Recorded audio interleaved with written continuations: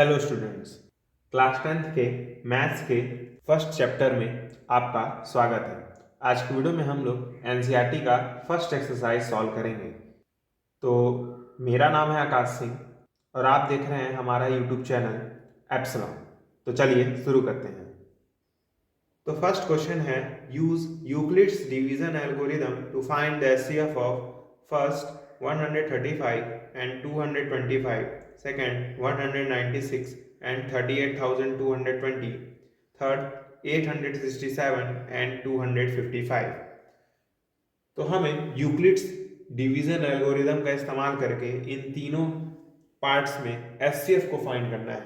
HCF मतलब आप लोग जानते होंगे हाईएस्ट कॉमन फैक्टर। तो हमें यूक्लिड्स डिवीजन एल्गोरिथम यूज करना है। ठीक है, तो पहले हम लोग नॉर्मल डिवीजन एल्गोरिथम से एचसीएफ निकालेंगे। तो नॉर्मल डिवीजन एल्गोरिथम क्या होता है, जैसे हम लोग यहां लिखते हैं 135 और यहां लिखेंगे 225। ठीक है, ऑब्वियस सी बात है 135 का टेबल 1 टाइम्स पढ़ेंगे तो 135 आएगा, 2 बार में तो 270 हो जाएगा, तो इसीलिए एक बार ही लेना पड़ेगा। फिर माइनस करिए, माइनस करने पे क्या आएगा 0.9। ठीक है, अब ये वाला नंबर जो रहता है वो यहाँ पे आ जाता है। ठीक है, कैसे डिवीजन का साइन बनाएंगे, ये वाला नंबर यहाँ पे लिख देंगे, ये जाएगा 135। अब 90 का टेबल फिर से एक ही बार पढ़ना पड़ेगा क्योंकि 2 बार में 180 हो जाएगा। अब माइनस करेंगे तो आएगा 5 4। ठीक है, फिर अब इस वाले 90 को यहाँ पे लिख देंगे, 45 2 जा 90 होता है, तो यहाँ पे ये कैंसिल हो गया। तो जिस नंबर से डिवाइड करते समय रिमाइंडर 0 आ जाए, देखिए यहाँ पे रिमाइंडर 0 आया है, जिस नंबर से डिवाइड करते समय रिमाइंडर 0 आ जाए उसी को हम लोग एचसीएफ कहते हैं। तो 45 बेसिकली हमारा एचसीएफ होगा, लेकिन आपको इसे यूक्लिड डिवीजन एल्गोरिथम के मदद से सॉल्व करना है, तो इसको आपको पहले यूक्लिड डिवीजन एल्गोरिथम में कन्वर्ट करना होगा। तो यूक्लिड डिवीजन एल्गोरिथम आप लोग जानते होंगे, वो होता है a is equal to b q plus r, है ना। या आपने यूक्लिड डिवीजन एल्गोरिथम के बारे में पढ़ा होगा। ए जो होता है वो डिविडेंड होता है, बी जो होता है डिवाइजर होता है, क्यू कोशेंट होता है, आर रिमाइंडर होता है। तो ध्यान से देखिए, पहले वाले डिवीजन में ये हमारा ए है, तो ए की जगह 225 लिख देंगे, बी की जगह हम लोग 135। ठीक है, बी क्या होता है डिवीजर ना, मतलब जिससे डिवाइड करते हैं वो हमारा बी होता है, तो ये हमारा डिवीजर होगा जो कि बी होगा। ठीक है, क्वोशेंट हमारा 1 होगा, तो बी क्यू है यानी 135 इंटू 1 प्लस रिमाइंडर मेरा क्या था 90 था ना, पहले केस में पहले वाले डिवीजन में रिमाइंडर मेरा 90 था, तो आर की जगह 90 हो जाएगा। ठीक है, तो ये तो मैंने यूक्लिड डिवीजन एल्गोरिथम लिखा पहले डिवीजन का, मैंने टोटल 3 डिवीजन किए हैं। अब सेकंड का लिखेंगे। सेकंड डिवीजन में ध्यान से देखिए, ये अब डिविडेंड हो गया, मतलब ये ए की वैल्यू हो गई, तो ए की जगह लिख देंगे वापस 135। ठीक है, बी की जगह सोचिए क्या लिखेंगे, डिवीजर इस बार मेरा 90 है, यहाँ पे जाएगा 90 मल्टीप्लाई बाय कोशेंट क्यू मेरा 1 है, तो 90 इंटू 1 प्लस रिमाइंडर, पहले डिवाइड करते समय हमें रिमाइंडर 45 मिला, तो रिमाइंडर मेरा 45 हो जाएगा। तो ये दूसरे डिवीजन का एल्गोरिथम था। अब तीसरे डिवीजन का एल्गोरिथम लिखेंगे। तो तीसरे डिवीजन करते समय हमारे पास डिविडेंड 90 है, तो ए की जगह 90 हो जाएगा, इक्वल टू डिवीजर मेरा 45 मल्टीप्लाई क्वोशेंट इस बार मेरा 2 है प्लस रिमाइंडर मेरा 0 है। ठीक है, तो ये रहा यूक्लिड डिवीजन एल्गोरिथम, हमारा एचसीएफ हो जाएगा 45, है ना। एचसीएफ हमारा क्या हो जाएगा 45, क्योंकि मैंने बताया है यूक्लिड डिवीजन एल्गोरिथम में जिस नंबर से डिवाइड करते समय हमारा रिमाइंडर 0 आ जाएगा, उस वाले नंबर को हम लोग एचसीएफ कहेंगे। 45 हमारा एचसीएफ होगा। अब हम लोग सेकेंड पार्ट सॉल्व करेंगे। सेकेंड पार्ट क्या है, 196 और 38,220 का हमें एचसीएफ निकालना है। तो बेसिकली फिर से वही काम करेंगे हम लोग। सबसे पहले बड़े वाले नंबर को छोटे वाले नंबर से डिवाइड करेंगे, यानी लिखेंगे 38,220 और यहाँ पे लिखेंगे हम लोग 196। तो 196 का टेबल हम लोग अगर एक बार पढ़ेंगे तो 196 आएगा, क्योंकि अगर मैं दो बार टेबल पढ़ता 196 का तो 392 आता, जो कि इस वाले से बड़ा हो जाता। ठीक है, इसीलिए मैंने एक बार पढ़ा। माइनस करिए, ये जाएगा 186। इस 2 को नीचे लिखेंगे। ठीक है, अभी मुझे फाइनली रिमाइंडर मिला नहीं है। ठीक है, अब 196 का टेबल अगर 9 टाइम्स पढ़ूं मैं तो मेरा आएगा 1764। 10 बार पढ़ूंगा तो ज़्यादा हो जाएगा, इसीलिए 9 ही बार। ठीक है, अब माइनस करेंगे तो क्या आएगा 98। ठीक है, इस जीरो को नीचे लिख देंगे।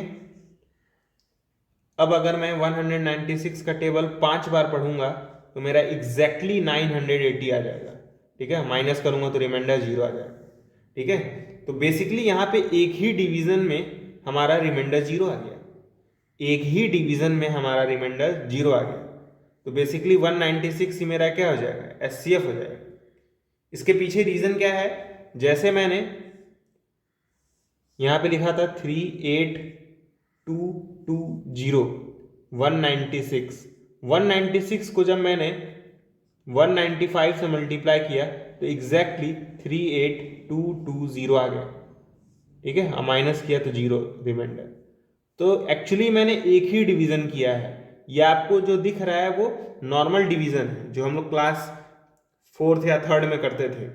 ठीक है, तो अब हम लोग इसको यूक्लिड्स डिवीजन एल्गोरिदम में कन्वर्ट कर लेंगे। यूक्लिड्स डिवीजन एल्गोरिदम क्या होता है, a equal to b q plus r. ठीक है, ए मेरा क्या है, डिविडेंड, मतलब ये वाला number, that is 38,220 equal to b की वैल्यू क्या होगी, डिवीजर यानी 196। क्वोशिएंट क्या होगा मेरा 195। ठीक है, प्लस रिमाइंडर मेरा 0 आया था। और क्योंकि पहले डिवीजन में ही रिमाइंडर 0 आ गया तो जो मेरा एचसीएफ होगा वो 196 हो जाएगा, यानी जिस नंबर से डिवाइड करते समय एचसीएफ 0 आ जाएगा उसे हम लोग एचसीएफ कहेंगे। ठीक है, तो इस नंबर से डिवाइड करते समय मेरा रिमाइंडर 0 आया, इसलिए इस नंबर को एचसीएफ कहेंगे। तो एचसीएफ मेरा क्या हो जाएगा 196। ठीक है, थर्ड पार्ट में हमें एचसीएफ निकालना है 867 और 255 का। तो 867 को हम लोग यहाँ पे लिखेंगे, 255 को यहाँ पर। ठीक है, अब 255 का टेबल कितने टाइम्स पढ़ें कि 867 या उससे कम आ जाए, तो 3 बार पढ़ेंगे तो आएगा 765। ठीक है, आप लोग मल्टीप्लाई करके देख लीजिएगा। माइनस करेंगे तो क्या आएगा 102। ठीक है, क्या रिमाइंडर 0 आया, नहीं ना, रिमाइंडर 0 नहीं आया। तो अब हम लोग यहाँ पे एक और डिवीजन बनाएंगे, 255 को यहाँ लिखेंगे। अब हम लोग 102 का टेबल पढ़ेंगे जिससे 255 के आसपास आ जाए। तो ऑब्वियस सी बात है 2 ही बार पढ़ेंगे, क्योंकि 3 बार में 300 हो जाएगा। तो 2 बार पढ़ेंगे तो आएगा 204। ठीक है, माइनस करिए कितना आएगा 51। ठीक है, अब इस वाले नंबर को यहाँ पे लिखते हैं। अब आप टेबल 51 का 2 टाइम्स पढ़िए तो आपका आ जाएगा 102। माइनस कर दीजिए, रिमाइंडर 0 आ जाएगा। तो इस वाले नंबर से डिवाइड करते समय रिमाइंडर 0 आया ना, तो इसी को एचसीएफ कहेंगे। अब आइए इसको डिवीजन एल्गोरिदम के फॉर्म में लिख लेते हैं। हमें टोटल 3 बार डिवाइड करना पड़ा। तो हम लोग डिवीजन एल्गोरिदम जानते हैं, a is equal to b q plus r. ठीक है, ए मेरा क्या है 867, तो ए की जगह मैंने 867 लिख दिया, इज इक्वल टू बी की जगह 255, क्यू की जगह 3 इंटू 3 प्लस आर की जगह 102। तो ये मेरा फर्स्ट डिवीजन हो गया। अब सेकंड डिवीजन करेंगे। सेकंड डिवीजन में 255 मेरा ए है, तो 255 ए की जगह, बी की जगह 102 मल्टीप्लाई बाय क्यू की जगह 2 प्लस रिमाइंडर क्या आया था मेरा 51। अब हम लोग थर्ड डिवीजन का डिवीजन एल्गोरिथम लिखेंगे। 102 पहले, जो कि ए की वैल्यू है, इक्वल टू बी की वैल्यू 51 है, क्यू की वैल्यू अगेन 2 और रिमाइंडर 0। ठीक है, तो एचसीएफ मेरा क्या हो जाएगा, जिस नंबर से डिवाइड करते समय मेरा रिमाइंडर 0 आया है उस नंबर को हम लोग एचसीएफ कहेंगे। तो 51 से डिवाइड करते समय मेरा रिमाइंडर 0 आया है तो 51 को हम लोग एचसीएफ कहेंगे, तो एचसीएफ मेरा 51 हो जाएगा। ठीक है, तो क्वेश्चन नंबर 2 है, so that any positive odd integer is of the form 6q + 1 और 6q + 3 और 6q + 5 where q is a some integer. तो क्वेश्चन आसान है, बहुत ही आसान है। आइए इसका सोल्यूशन देखते हैं। तो क्वेश्चन में कह रहा है कि कोई भी पॉजिटिव ऑड इंटीजर आपको इसी तरीके से दिखेगा, 6q + 1, 6q + 3, 6q + 5, इसी के जैसा दिखेगा, ये हमें प्रूफ करना है। ठीक है, कोई भी पॉजिटिव ऑड इंटीजर, जैसे मैं मान लूं यहाँ पे 9, ये एक पॉजिटिव ऑड इंटीजर है, तो 9 को बेसिकली मैं लिख सकता हूँ 6 × 1 + 3, है ना। तो ये जो 9 है, जो कि पॉजिटिव इंटीजर है, ध्यान से देखिए, ये कुछ इसके जैसा लग रहा है, 6q + 3 इसके जैसा। तो कोई भी पॉजिटिव ऑड इंटीजर होगा, कोई भी पॉजिटिव, वो इन तीनों में से किसी एक के जैसा दिखेगा। जैसे 11 ले लेते हैं, 11 6 × 1 + 5, ठीक है, यानी ये इसके जैसा दिख रहा है। तो कोई भी पॉजिटिव ऑड इंटीजर इन तीनों में से किसी एक के जैसा दिखेगा। ठीक है, यही हमें प्रूफ करना है। तो आइए प्रूफ करते हैं। तो सबसे पहले हम लोग मान लेंगे, let n be positive odd integer, n be positive odd integer. मैंने मान लिया कि मेरे पास एक पॉजिटिव इंटीजर है n याद रखिएगा क्या है, n एक पॉजिटिव ऑड इंटीजर है। ठीक है, तो मुझे शो करना है, टू शो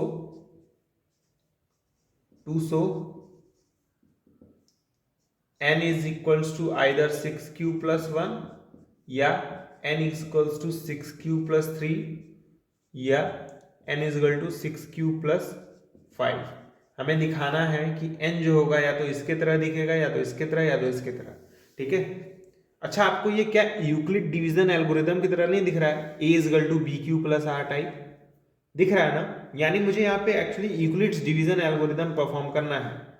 तो हम लोग यूक्लिड्स डिवीजन एल्गोरिदम परफॉर्म करने वाले हैं। यूक्लिड्स डिवीजन एल्गोरिदम क्या होता है, a is equal to bq + r, ये मेरा यूक्लिड्स डिवीजन एल्गोरिदम होता है। इस लाइन का मैं मतलब भी समझा देता हूँ। जैसे सपोज करिए यहाँ पे आप डिवीजन कर रहे हैं, जिसमें a जो है वो डिविडेंड है, b मेरा डिवीजर है, q क्वोशंट है और r रिमाइंडर है। तो बेसिकली इस बार मैं इस n को डिवाइड करने वाला हूं 6 से। ठीक है, अच्छा, आप इस r के बारे में भी बहुत कुछ जानते हो। आपने r के बारे में पढ़ा होगा कि ये जो r है वो 0 से बड़ा या इक्वल और छोटा होता है b से, है ना। ये r की प्रॉपर्टी है, जो r होता है वो b से छोटा होता है, लेकिन 0 या 0 से बड़ा होता है। रिमाइंडर 0 से बड़ा या उसके इक्वल होता है, लेकिन b यानी डिवीजर से छोटा होता है। ठीक है, तो हम लोग डिवीजन एल्गोरिथम अप्लाई करने जा रहे हैं। मतलब a की जगह लिखेंगे n, b की जगह लिखेंगे 6। ठीक है, तो क्या हो जाएगा, a की जगह मैं n लिख रहा हूं, b की जगह 6, q की जगह q ही रहने दे रहा हूं, प्लस r। ठीक है, अब ये जो r है मेरा वो 0 से बड़ा रहेगा और लेस रहेगा 6 से, b की वैल्यू 6 है। ठीक है, ध्यान से देखिए, मैंने कुछ किया नहीं है, मैंने बस सिंपली पुट किया है, a की जगह n, b की जगह 6। a की जगह इसलिए n पुट किया क्योंकि मुझे n = 6q + समथिंग लाना था, है ना। a की जगह मैंने n पुट किया, b की जगह 6।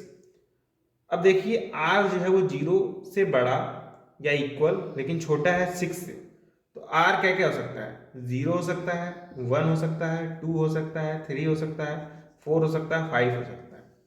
इन्हीं 6 नंबर में से कोई एक नंबर होगा ना r। ठीक है, तो मुझे दिखाना है r जो है वो 0 नहीं हो सकता है, 2 नहीं हो सकता है, 4 नहीं हो सकता है। अगर मैंने किसी तरह ये दिखा दिया कि r जो है वो 0 नहीं हो सकता है, 2 नहीं हो सकता है, 4 नहीं हो सकता है, तो मेरा काम हो जाएगा। ठीक है। तो सबसे पहले लेते हैं केस 1 कि अगर r 0 के इक्वल हो जाए, अगर r 0 के इक्वल है तो n बराबर 6q, n is equal to क्या हो जाएगा 6q। ठीक है, अब आप 6 में कुछ भी मल्टीप्लाई करिए, आप 6 में कुछ भी मल्टीप्लाई करिए हमेशा इवन नंबर आता है ना। 6 में आप कुछ भी मल्टीप्लाई करके देख लीजिए हमेशा इवन नंबर आएगा। ठीक है, मतलब आपको इधर साइड इवन नंबर मिलेगा और n आपका क्या था, ऑड नंबर ना, मैंने n को ऑड माना था तो n की जगह मैंने ऑड लग दिया। क्या ऑड नंबर कभी इवन नंबर के बराबर हो सकता है क्या? नहीं हो सकता, ऑड नंबर इवन नंबर के बराबर नहीं हो सकता। मतलब क्या है, r की वैल्यू 0 नहीं सकती है ना, r की वैल्यू 0 लेने पे ही तो मुझे मिल रहा था n बराबर 6q या ऑड बराबर इवन। 6q इवन है, n ऑड है, तो ये तो नहीं हो सकता ना, ये नहीं हो सकता, ये नहीं हो सकता, मतलब r इज इक्वल टू 0 नहीं हो सकता। तो r की वैल्यू 0 नहीं हो सकती, मैंने ये प्रूफ कर दिया। अब एक और केस लेंगे, केस 2, r की वैल्यू 2 रख के देखते हैं क्या होता है। अगर r की वैल्यू मैंने 2 रख दी तो n इज इक्वल टू क्या हो जाएगा 6q प्लस r की जगह 2,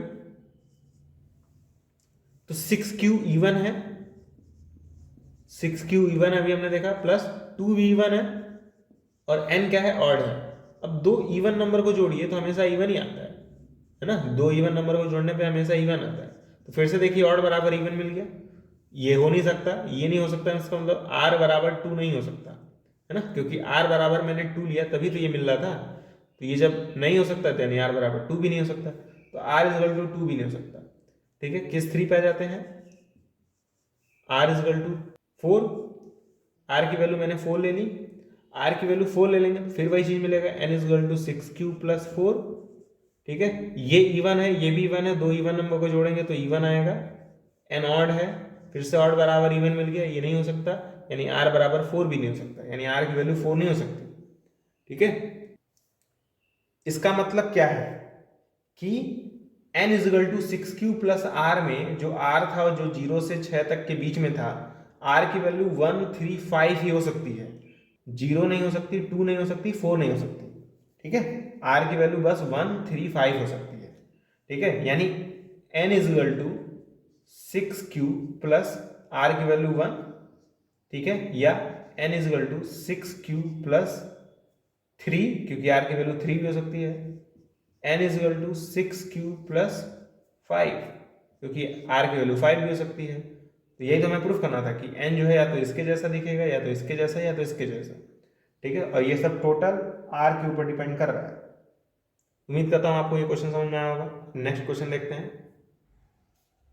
तो थर्ड क्वेश्चन है, an army contingent of 616 members is to march behind an army band of 32 members in a parade. The two groups are to be marched in the same number of column. What is the maximum number of column in which they can march? तो question बहुत आसान है, question में maximum number पूछ रहा है, बस इस पे ध्यान दीजिएगा, मैक्सिमम नंबर ऑफ कॉलम पूछ रहा है। अब आप दो ही चीज निकालना जानते हैं, या तो एचसीएफ निकालना जानते हैं या तो एलसीएम निकालना जानते हैं। तो एचसीएफ मतलब होता है हाईएस्ट कॉमन फैक्टर और एलसीएम मतलब होता है लोवेस्ट कॉमन मल्टीपल। और क्वेश्चन में हाईएस्ट पूछ रहा है, मैक्सिमम पूछ रहा है, यानी हमें एचसीएफ निकालना है। क्वेश्चन में बोला ना मैक्सिमम नंबर, तो हमें एचसीएफ निकालना है। ठीक है, तो हमारे पास दो नंबर है 616 और 32, तो इसी का एचसीएफ निकाल लेंगे। 616 यहाँ पे लिख दीजिए, 32 यहाँ पे। तो 32 का टेबल अगर मैं 1 टाइम्स पढ़ूंगा तो 32 आएगा, बीच में माइनस लगाइए, 11 में से 2 जा 9, 5 में से 3 जा 2, और यहाँ पे फिर 6 बचेगा। अब अगर मैं 32 का टेबल 9 टाइम्स पढ़ूंगा तो मेरा आएगा 288। ठीक है, डिवाइड करेंगे, माइनस करेंगे तो 8 आएगा। ठीक है, तो मेरा रिमाइंडर 8 आया। अब मैं 32 को यहाँ पे लिखूंगा ऐसे बनाकर, 32 को यहाँ पे लिखूंगा, और 8 4 जा 32 होता है।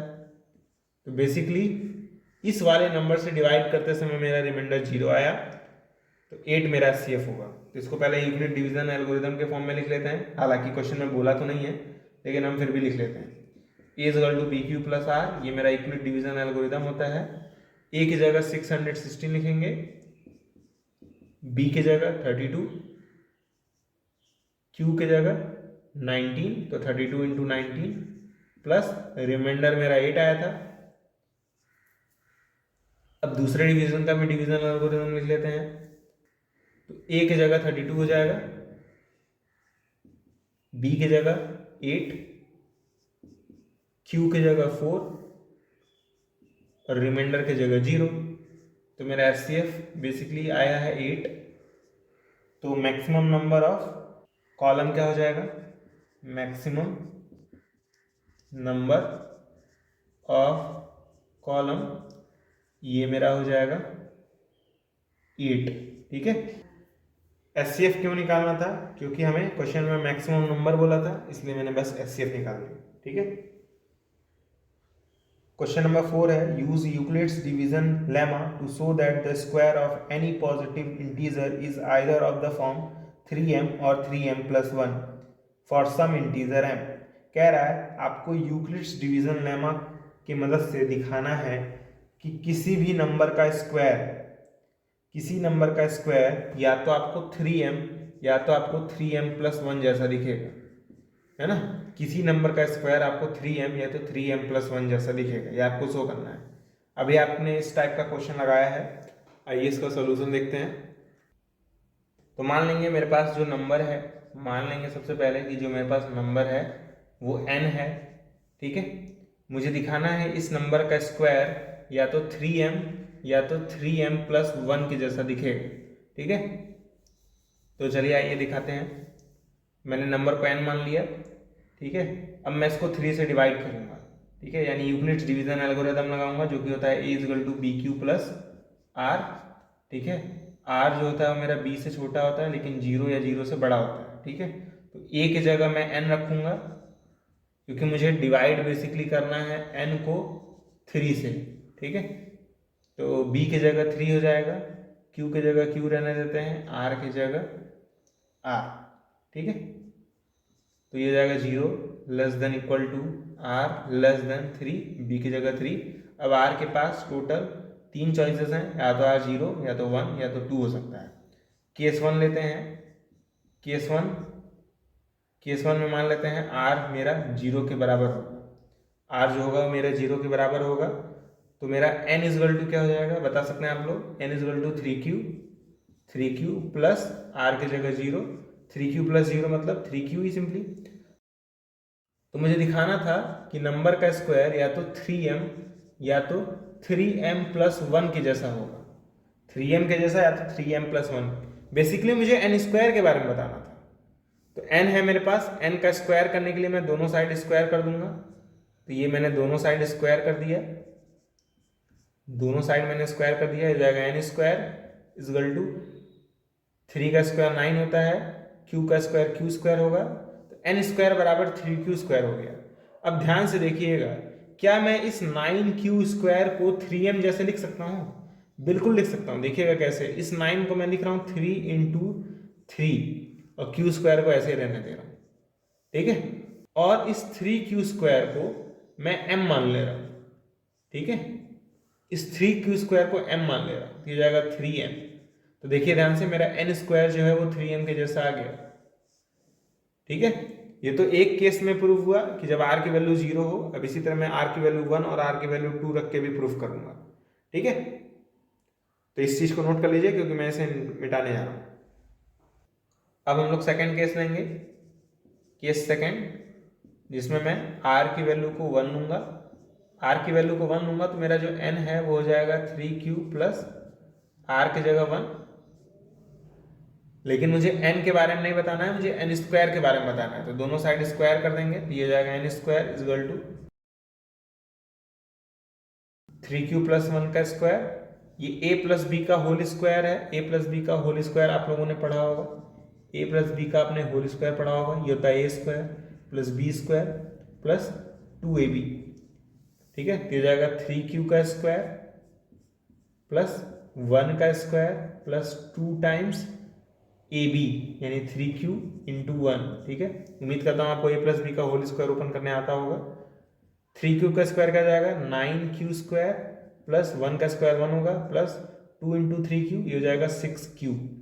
ठीक है, अब देखिए मैं इसमें कुछ अरेंजमेंट करूंगा। इस 6q को पहले लिख सकता हूँ मैं 9q² प्लस 6q प्लस 1, बिल्कुल पहले लिख सकता हूँ, कोई दिक्कत नहीं है। अब इस 9q² में और 6q में क्या 3 कॉमन है? बिल्कुल है, बस मैं 3 कॉमन लूंगा और कुछ नहीं। 3 कॉमन लेने के बाद मुझे मिलेगा 3q² प्लस 2q। कॉमन तो इसमें और भी कुछ चीजें थी, लेकिन मैं बस 3 कॉमन लूंगा। ठीक है, अब मैं क्या करूंगा, इस पूरी चीज को m मान लूंगा, इस पूरे ब्रैकेट को मैं m मान लूंगा, तो मेरा 3m प्लस 1 आ जाएगा। ठीक है, तो ये हो जाएगा n² equal to 3m plus 1। मैंने इस पूरे ब्रैकेट को m मान लिया, लिख दूंगा मैं m equal to 3q² plus 2q। देख सकते हैं आप क्या हुआ है, पहले मैंने r को 1 माना तो n is equal to 3q plus 1 हो गया। मुझे दिखाना था कि जो n² है या तो 3m के जैसा होगा या तो 3m प्लस 1 के जैसा होगा, चाहे n कुछ भी हो। ठीक है, तो मैंने n² निकालने के लिए मैंने 3q प्लस 1 का स्क्वायर कर दिया, ओपन किया तो मेरे पास कुछ ये मिला। मुझे दिखाना था कि ये 3m प्लस 1 जैसा होगा, तो मैंने 1 को बाहर कर लिया और इन दोनों में 3 कॉमन ले लिया। ठीक है, 3 कॉमन लेने के बाद मेरे पास ये जो ब्रैकेट में बचा इसको मैंने m मान लिया, तो मेरा काम पूरा हो गया, क्योंकि मैंने दिखा दिया n² जो है वो 3m प्लस 1 के जैसा है। ठीक है, तो इस चीज़ को आप नोट कर लीजिए, क्योंकि मैं इसे मिटाने जा रहा हूँ। तो 2 केसेस हमने डिस्कस कर लिए, अब थर्ड केस डिस्कस करेंगे जिसमें r की वैल्यू 2 होगी। अगर r की वैल्यू 2 है तो n जो है बेसिकली वो इक्वल हो जाएगा 3q प्लस 2k, है ना। n² निकाल लीजिए तुरंत, क्योंकि हमें n² का मान पता लगाना है, तो ये जाएगा 3q प्लस 2 का स्क्वायर, a प्लस बी का होल स्क्वायर है, इसको आप लोग फाइंड करिएगा तो ये आएगा 9q² प्लस 4 प्लस 12q। ठीक है, अब ध्यान से देखिए, इस वाले केस में आपको थोड़ी सी दिक्कत हो सकती है। ठीक है, पहली बात मैं इस 4 को बाद में लिख रहा हूँ, 12q को पहले, 12q को पहले लिख रहा हूँ और 4 को बाद में, ऐसा कर सकते हैं ना, कोई दिक्कत तो होगी नहीं। अब इस 4 को मैं लिखूंगा 3 प्लस 1, इसमें भी कोई दिक्कत नहीं है। 4 था, 4 को मैंने 3 प्लस 1 लिखा है, ऐसा लिखने का फायदा अब अभी आपको दिख जाएगा। अब मैं इन तीनों में 3 कॉमन ले लूंगा, इसमें भी 3 कॉमन है, इसमें भी 3 कॉमन है, इसमें भी 3 कॉमन है, सब में 3 है, तो 3 कॉमन लेंगे तो क्या बचेगा, इससे 3 हटा लेंगे तो 3q² बचेगा, इससे 3 हटा लेंगे तो 4q बचेगा, प्लस इससे 3 हटा लेंगे तो 1 बचेगा, अब प्लस आखिरी में 1। अब इस पूरी चीज़ को m मान लेंगे तो जाएगा 3, इस पूरे ब्रैकेट की जगह m लिख देंगे प्लस 1। ध्यान से देखिए, फिर से वही आ गया, n² equal to 3m plus 1। ठीक है, यहाँ पे मैं लिख देता हूँ m जो है वो इक्वल है 3q² प्लस 4q प्लस 1 के। तो आपको समझ में आया होगा क्यों मैंने 4 को 3 प्लस 1 लिखा। अगर मैंने 3 प्लस 1 नहीं लिखा होता तो आखिरी में 1 नहीं बचता और 3 कॉमन नहीं हो पाता, है ना। अगर मैं बस इन दोनों में से 3 कॉमन लूंगा तो इसके जैसा नहीं बनेगा। ठीक है, दिक्कत ये है, हमें बस दिखाना था 3m प्लस 1 के जैसा होगा, जो कि मैंने दिखा दिया। इसे भी आप लोग नोट कर लीजिए। तो हुआ क्या कि मैंने पहले नंबर को n माना और उसके ऊपर डिवीजन एल्गोरिदम अप्लाई किया, तो n is equal to 3q plus r हो गया। r की वैल्यू 0 से बड़ी 3 से छोटी होगी, यानी r की वैल्यू 0, 1 या 2 हो सकती है। फिर केस 1 लिया मैंने, केस 1 में मैंने r की वैल्यू 0 मानी, तो n इजल टू 3q मिल गया। लेकिन मुझे n² के बारे में पता लगाना था, तो n² इजल टू 9q² हो गया था। तो 9q² को मैंने लिखा 3 इंटू 3q, 3q की जगह मैंने m मान लिया, तो ये मेरा हो गया था 3m। केस 2 में जब हम लोग आए तो उसमें मैंने r को 1 माना, तो n is equal to 3q plus 1 हो गया था। n² क्या हो गया था, 9q² प्लस 6q प्लस 1। इन दोनों में मैंने 3 कॉमन लिया, 3 कॉमन लेने के बाद मुझे मिला था 3 ब्रैकेट में 3q² प्लस 2q और बाहर 1। इस पूरे की जगह मैंने m मान लिया था, तो हो गया था मेरा 3m प्लस 1। फिर मैंने थर्ड केस लिया, थर्ड केस में मैंने r की वैल्यू को 2 माना, तो n इजल टू मेरा 3q प्लस 2 हो गया। फिर मैंने स्क्वायर किया दोनों साइड, तो n² इजल टू मुझे मिला था finally 9q² plus 12q plus 4। फिर मैंने इस 4 को 2 पार्ट में ब्रेक किया, 3 प्लस 1, और इन तीनों में 3 कॉमन लिया। n² इजल टू मिला था मुझे 3m प्लस 1 अगेन, है ना। तो तीनों केस में या तो 3m या तो 3m प्लस 1 या तो 3m प्लस 1 मिला, और यही मुझे प्रूफ करना था कि n स्क्वायर होगा या तो 3m या तो 3m प्लस 1 के जैसा होगा। तो उम्मीद करता हूँ आपको ये क्वेश्चन समझ में आया होगा। अब इस एक्सरसाइज का लास्ट क्वेश्चन है, use Euclid's division lemma to show that the cube of any positive integer is of the form 9m 9m plus 1 9m plus 8। तो फिर से भाई हमें दिखाना है कि किसी भी नंबर का जो क्यूब होगा, किसी भी नंबर का क्यूब या तो मुझे वो 9m के जैसा दिखेगा, या तो 9m प्लस 1 के जैसा दिखेगा, या तो 9m प्लस 8 के जैसा दिखेगा। ये क्वेश्चन आपको बहुत कुछ सिखा के जाएगा, तो इसको देखिएगा जरूर, ठीक है। ये क्वेश्चन इंपॉर्टेंट हो सकता है आपके बोर्ड्स के लिए। तो मैं पहले क्या करूँगा, नंबर को n मान लूंगा, ठीक है। तो नंबर को मैंने n मान लिया और इस बार मैं 3 से डिवाइड करूंगा, ठीक है। अभी आपको समझ में आ जाएगा 9 से क्यों नहीं करेंगे, ठीक है। तो मैं 3 से डिवाइड करूंगा, इसका मतलब मैं क्या करना चाहता हूँ, बीच में n लिखना चाहता हूँ और यहाँ पे मैं 3 से डिवाइड करना चाहता हूँ। तो साथ ऑब्वियस सी बात है, कुछ ना कुछ क्वोशिएंट आएगा, कुछ ना कुछ रिमाइंडर आएगा, ठीक है। तो मेरा डिवीजन एल्गोरिथम क्या कहता है, a is equal to b q plus r, और r जो है मेरा वो 0 से बड़ा या तो b से छोटा होगा, ठीक है। a के जगह मैं तुरंत n लिख दूंगा, n, b के जगह 3, q के जगह q ही रहने दूंगा, r के जगह r, 0 से less than r less than 3, ठीक है। तो r की वैल्यू क्या कर सकती है, 0 या तो 1 या तो 2।